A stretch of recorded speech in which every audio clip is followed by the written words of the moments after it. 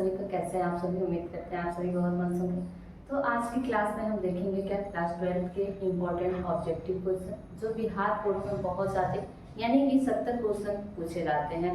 तो आप सभी को करना क्या है कि ये फर्स्ट चैप्टर क्या है, फर्स्ट चैप्टर से आप सभी लोग कम से कम 10 क्वेश्चन सही कर लेते हैं तो हर चैप्टर से आप सभी को 5-6 करना होगा, ठीक है। क्योंकि पहला चैप्टर आप सभी को पता है कि बहुत ज़्यादा इंपॉर्टेंट होता है। पहले चैप्टर से हर बार क्वेश्चन पूछे जाते हैं। तो किसी भी चीज़ में ऐसा नहीं है कि ये आपका इंटर का पेपर है तो उसी में नहीं, किसी भी पेपर में आप चाहे 10th का बोर्ड का एग्जाम दो या फिर 11th का दो या फिर 12th का दो या फिर आगे की कोई भी एग्जाम दो, तो आपका जो पहला चैप्टर होता है वो बहुत इंपॉर्टेंट होता है। तो इसी प्रकार से ये चैप्टर में आप सभी को मैंने और भी ऑब्जेक्टिव कराए हैं और इसके टॉपिक वाइज मैंने लेक्चर किया है। अगर आप सभी लोगों ने नहीं देखा है तो पीछे की प्लेलिस्ट से वीडियो आप जाके देख सकते हो। तो ये आपका क्या है ऑब्जेक्टिव क्वेश्चन। जैसे कि आपका पहला क्वेश्चन क्या है कि बेरवादार ठोस का उदाहरण है। मैंने आप सभी को बताया है क्या कि बेरवादार ठोस क्या होता है। क्या आप सभी लोग कमेंट करके बताएंगे कि बेरवादार ठोस क्या होता है?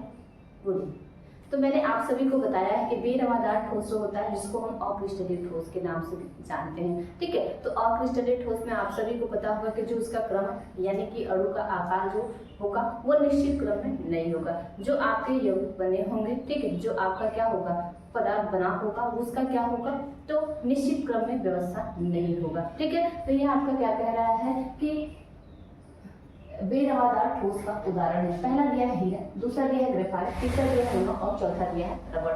तो आप सभी को पता है कि ये जो हीरा है, ग्रेफाइट है और नमक है, ये सभी किसके एग्जाम्पल हैं? तो आप सभी को पता होगा कि ये सभी रवादार ठोस के उदाहरण हैं यानी कि क्रिस्टलीय ठोस के उदाहरण। लेकिन रबड़ की बात करें तो ये आपका रबड़ क्या होता है?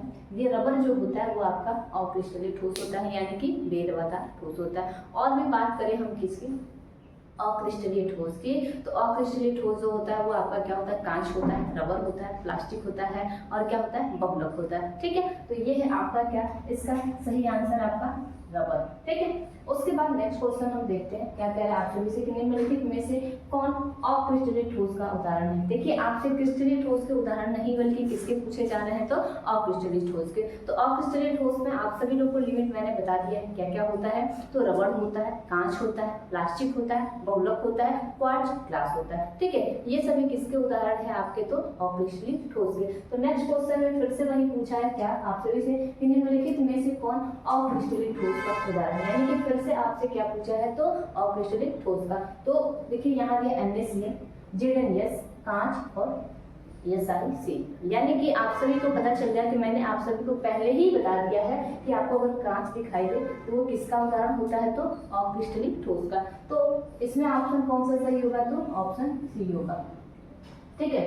आज आपसे नेक्स्ट क्वेश्चन क्या कह रहा है कि रवादार ठोस का उदाहरण है। रवादार ठोस का उदाहरण है तो आप सभी ने अभी देखा है कि ये जो रबर है और ये जो कांच है ये दोनों किसके उदाहरण है तो अक्रिस्टलीय ठोस के उदाहरण है, यानी कि ये दोनों ही क्या है आपके तो अक्रिस्टलीय ठोस के उदाहरण है। अब बचा ये सभी या फिर ये आपका हीरा। तो आप सभी को पता है ये सभी तो नहीं कर सकते क्योंकि दो ऑप्शन गलत है। जब दो ऑप्शन गलत है यानी कि इसका सही आंसर आपका क्या होगा तो हीरा होगा, ठीक है। हीरा जो होता है वो क्या होता है आपका तो रवादार ठोस का उदाहरण है। चलिए फिर नेक्स्ट क्वेश्चन पे आ जाइए। कह रहा है क्या कि निम्नलिखित में से कौन बेरवादार ठोस है, यानी कि देखिए आपसे फिर से क्वेश्चन पूछा है क्या बेरवादार ठोस का। तो मैंने आप सभी से अभी कहा है कि कांच होता है, रबर होता है, प्लास्टिक होता है, उसके साथ साथ आपका क्वार्ट्ज ग्लास होता है, क्वार्ट्ज ग्लास के साथ साथ बहुलक होता है। तो ऊपर तो आपने निकाल दिया। अब देखते हैं इसमें क्या कोई दिया हुआ है तो आ जाइए देखते हैं क्या है ग्रेफाइट, उसके बाद क्वार्ट्ज ग्लास, इसके बाद क्रोम एगन और सिलिकॉन कार्बाइड। यहाँ फिर से आपको दिखाई दे दिया क्या क्वार्ट्ज ग्लास। तो आप तुरंत ही क्वार्ट्ज ग्लास लगाइए, नहीं इसका ऑप्शन कौन सा सही होगा तो इसका जो ऑप्शन सही होगा वो ऑप्शन बी होगा, ठीक है। क्या होगा तो ऑप्शन बी होगा। एक को याद रखेंगे तो आपने आप दूसरा निकल जाएगा, यानी अक्रिस्टलीय ठोस अक्रिस्टलीय ठोस के उदाहरण कम ही है तो आप अक्रिस्टलीय ठोस के उदाहरण को रट लीजिए। उसके बाद क्रिस्टलीय ठोस जो बचा उसको आप लगा दीजिए। उसके बाद लास्ट क्वेश्चन आपसे क्या करें कि किसका आयतन व आकार निश्चित होता है। मैंने आप सभी को लेक्चर वाइज, ठीक है, वीडियो में बताया है कि किसका आयतन व आकार निश्चित होता है। तो आप सभी से हम उम्मीद करेंगे कि आप सभी लोग इस लास्ट क्वेश्चन का आंसर आप सभी लोग कमेंट बॉक्स में जरूर देंगे। तो बस आज के वीडियो में इतना ही, फिर मिलेंगे आप सभी से नेक्स्ट वीडियो में इसी चैप्टर के नेक्स्ट लेक्चर के साथ। Thank you so much.